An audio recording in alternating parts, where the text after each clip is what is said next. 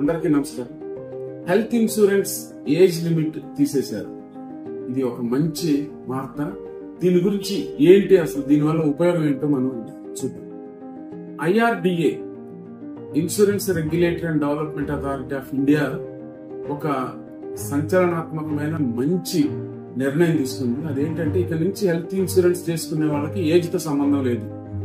ఇంతకుముందు 65 years age limit ఉండేది. ఆ తర్వాత చేయించుకోవాలని అంటే చాలా కష్టంగా ఉండేది, ప్రీమియం ఎక్కువ ఉండేది, కొన్ని డిసీజులు వచ్చేది కాదు, అంటే లైక్ క్యాన్సర్ కానీ హార్ట్ డిసీజెస్ ఇట్లాంటివి వచ్చేది. ఇవన్నీ లేకుండా ఇప్పుడు ఎనీ ఏజ్ గ్రూప్ వస్తారు, ప్రీమియం కూడా ఎక్కువ కట్టించుకోవడానికి లేదు. ఇవన్నీ కూడా చాలా మనకి మంచిదన్నమాట. ఎందుకంటే పెద్ద వయసులోనే యాక్చువల్ గా జబ్బులన్నీ కూడా వస్తుంటాయి. ఆ వయసులో మనకి ఇన్సూరెన్స్ లేకపోతే ఆ భారం అంతా మిడిల్ క్లాస్ ఫ్యామిలీస్ లో చాలా ఇబ్బందికరంగా ఉంటుంది. ఇన్కమ్ వైజ్ గా ఆల్మోస్ట్ కొలాప్స్ అయిపోతుంది, తల్లిదండ్రులకు వైద్యం చేయించాలంటే.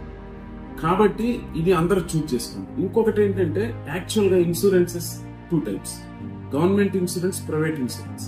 ఇప్పుడు మన దగ్గర గవర్నమెంట్ ఇన్సూరెన్సెస్ వచ్చేవరకల్లా ఆరోగ్యశ్రీ ఉంది, అలాగే ఆయుష్మాన్ భారత్ కూడా ఉందండి.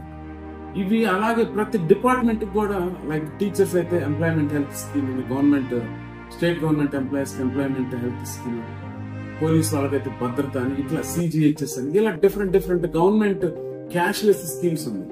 ఇవన్నీ ఉన్నప్పుడు ఎందుకు చేసుకోవాలా ఇవంతా? ప్రైవేట్ ఇన్సూరెన్స్ ఎందుకు అని అంటే, ఖచ్చితంగా ప్రైవేట్ ఇన్సూరెన్స్ చేసుకోవాలి.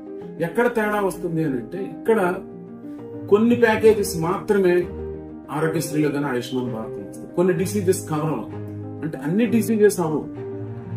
అది కాకుండానే ఇంకొక ప్రాబ్లం ఏంటంటే, ఇవి ఫర్ ఎగ్జాంపుల్ ఒక ఆపరేషన్ కి, ఎముక ఇరిగితే ఆపరేషన్ అవ్వట్లేదు,